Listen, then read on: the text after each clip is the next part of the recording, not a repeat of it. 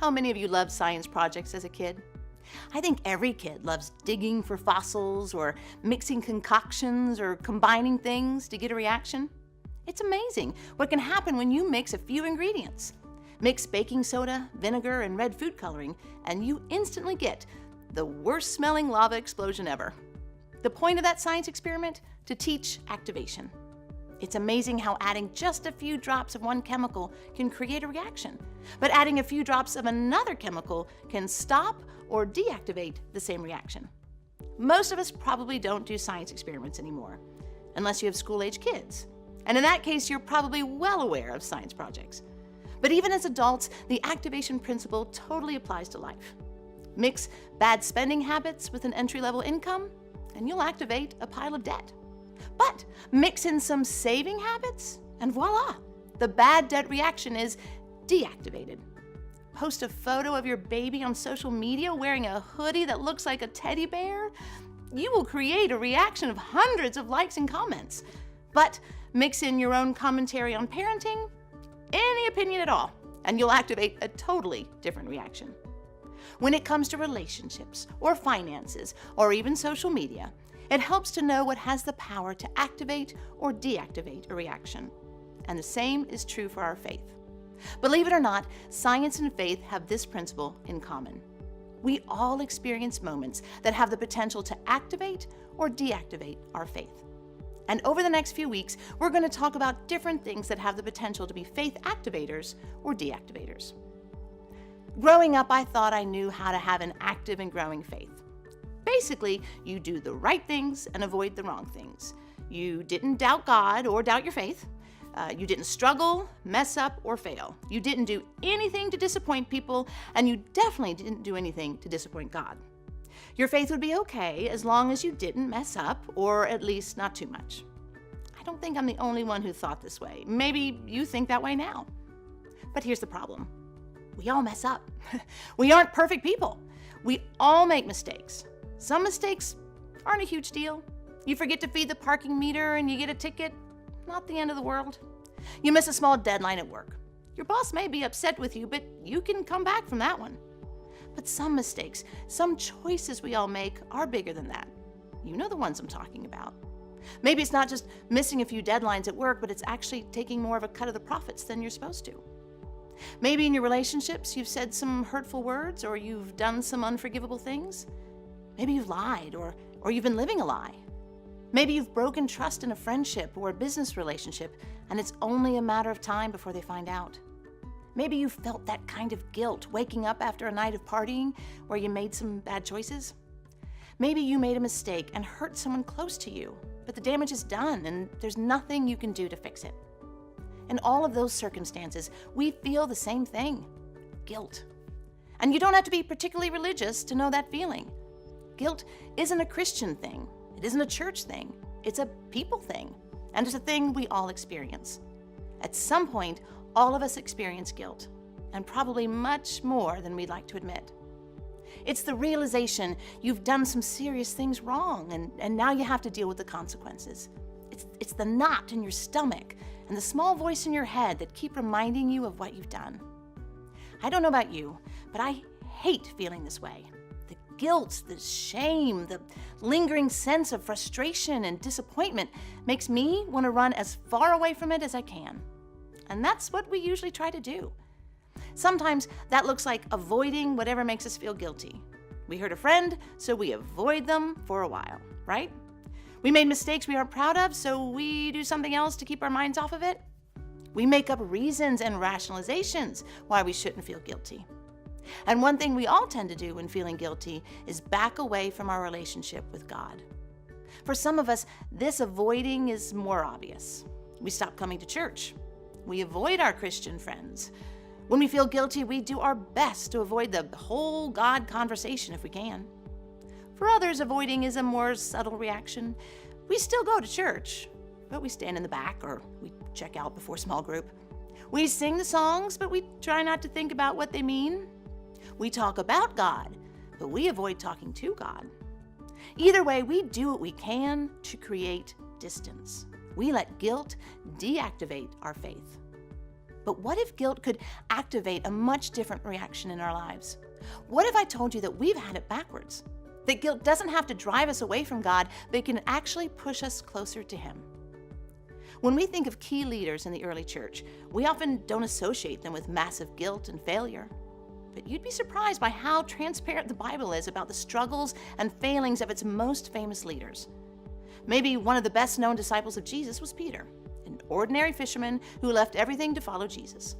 Peter was the one who always wanted Jesus to know how committed he was, that he wouldn't fail Jesus and would even give his life if necessary.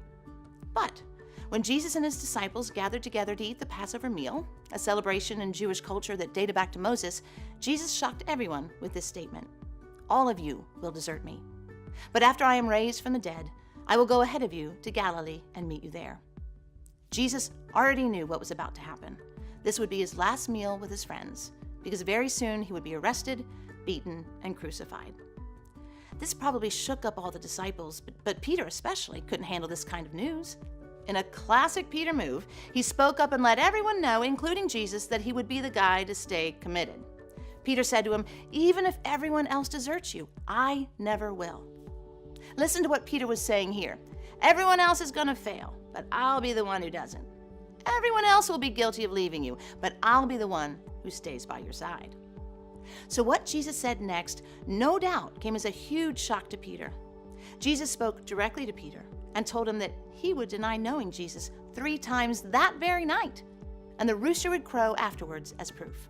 Peter would deny knowing Jesus. He would deny believing in Jesus. For Peter, it was the worst possible failure he could imagine. And even though Jesus said it directly to him, Peter still didn't believe that could happen. So he went all in on his promise. "Even if I have to die with you, I will never deny you." But Jesus was right. Within hours, Jesus was arrested and taken away, and Peter denied having any connection to Jesus on 3 separate occasions. And this wasn't just a casual accident on Peter's part. The 3rd time someone asked him if he was with Jesus, Peter swore that he didn't know him, even calling down curses on himself if he was lying. He had completely failed and betrayed his teacher and friend. I bet Peter had a sick feeling in his stomach afterward. As soon as the rooster crowed, like Jesus said it would, the full weight of Peter's guilt crashed down on him. Peter wept bitterly.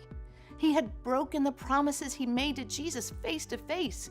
And now, how could he ever face Jesus or anyone else ever again? When we're confronted with our guilt, the burden and the pain can be overwhelming.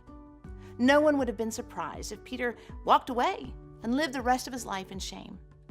Peter, maybe more than anyone else who followed Jesus, understood that Jesus was God's Son who had come to save the world. You and I might worry that we've disappointed and failed God, but Peter knew Jesus. And then he denied that he did. He failed to keep his promises. He abandoned everything he believed in. He was guilty. As Peter wept over his guilt and his shame, I wonder if he imagined he could ever have a relationship with Jesus again. In the hours that followed, Jesus was put on trial and executed by crucifixion. But then the unexpected happened. 3 days later, Jesus rose from the dead. He showed up to his disciples, and he showed up to Peter. What would you expect to hear from God after that kind of an epic fail? "I told you so? You have a long way to go to make this up to me. You'll never be able to make this up to me." A lot of us would think that God responds to our guilt by piling on more guilt. We're afraid that God is looking for an opportunity to tell us how disappointing we are and how we need to try harder. But that's not what happened to Peter, because that's not who God is. When we read about this next event in the book of John, Jesus has risen from the dead. He's appeared to his disciples on a few occasions. This time he appears to them on the shores of the lake, the same shore where he first asked some fishermen to follow him. And you know who's there with Jesus again? Peter. And Jesus doesn't let Peter dodge or make excuses for his guilt. He brings it up front and center because he doesn't want his friend to live in his guilt any longer. Jesus asks Peter 3 times if Peter loves him. Jesus asked that same question 3 times, the same number of times Peter denied Jesus. Jesus was giving Peter an opportunity to pronounce the truth over each of his denials. It was a beautiful gesture of restoration, of forgiveness. Instead of pushing Peter away because of his mistakes, Jesus gave Peter a second chance to make things right. When Jesus gives Peter an opportunity to declare his love and not his denial 3 times, Peter responds, in essence, "Yes, Lord, you know that I love you." And 3 times, Jesus gives him the invitation not only to follow him, but to lead the church.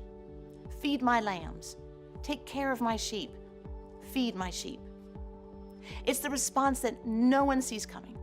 Peter's guilt didn't disqualify him from a relationship with God. Instead, it activated something for Peter: God's grace. He received what God offers each of us: forgiveness. Jesus responded to Peter the way that God always responds to us when we come to him guilty, with a clean slate and a second chance. Not because we deserve it, but because God is that good and that loving. Because this is the thing: guilt activates grace. Right now, you may be carrying guilt in different areas of your life. There could be guilt in your relationships. You haven't been the kind of husband or girlfriend or friend that you know you should be. There could be guilt in how you've treated your family. You know you've made a ton of mistakes when it comes to your kids or how you've treated your parents and siblings. There could be guilt in how you've approached sex, money, or power. You've been chasing the wrong things and you've made bad choices because of it.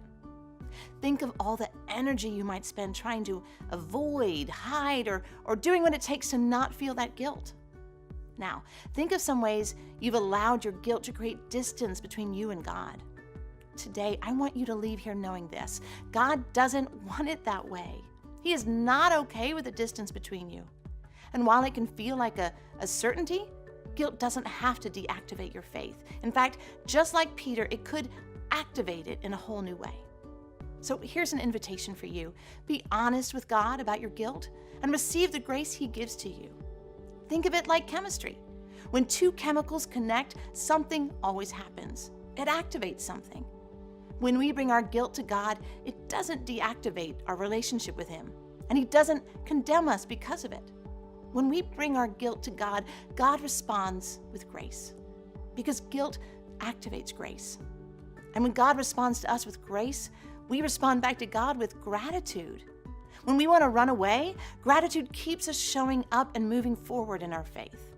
We show gratitude for forgiveness, gratitude for second chances, gratitude for kindness. Imagine if the time and energy you would normally spend dealing with guilt could be used to live a life of gratitude. Imagine if you didn't have to carry around feelings of guilt and shame. What if you were set free from guilt because of God's grace and forgiveness? Think about how that would change your relationships and friendships and the way you approach your work. Your whole life would be different. You may have thought that guilt drives you away from God, but it doesn't have to. And God doesn't want it to. Guilt doesn't have to deactivate your faith, because when we bring our guilt before God, God responds with grace. So let your guilt activate God's grace.